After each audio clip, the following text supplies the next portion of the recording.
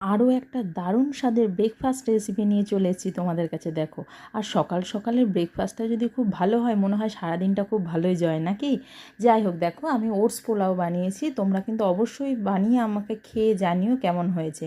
যাই হোক, প্রথমে দেখো পছন্দ মতো সব সবজি কেটে নিয়েছি, গাজর, পেঁয়াজ, ক্যাপসিকাম, বিনস, কাজু, কিশমিশ সব রকম নিয়েছি। নিয়ে এবার কড়াই সামান্য ঘি গরম করে নিয়েছি, নিয়ে তার মধ্যে গোটা গরম মশলা, জিরে আর কারি পাতা ফোড়ন দিয়ে প্রথমে গাজর আর পেঁয়াজগুলোকে দিয়ে হালকা ভেজে নিলাম। নিয়ে এবার বিনসগুলোকে দিয়ে দিলাম, তারপরেও হালকা ফ্রাই করে নিলাম। নিয়ে এবার পরিমাণ মতো লবণ আর হলুদ দিয়ে দিলাম, দিয়ে আস্তে আস্তে হালকা হালকা করে ফ্রাই করে একটু ঢেকে দিলাম একটু সেদ্ধ হওয়ার জন্য।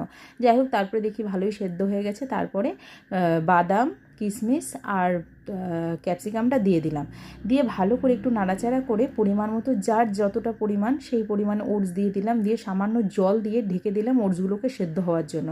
দেখো কী সুন্দর সব কিছু সেদ্ধও হয়ে গেছে। নামানোর আগে একটু মিষ্টি আর সামান্য ঘি ছড়িয়ে পরিবেশন করলাম। দারুণ হবে খেতে, অবশ্যই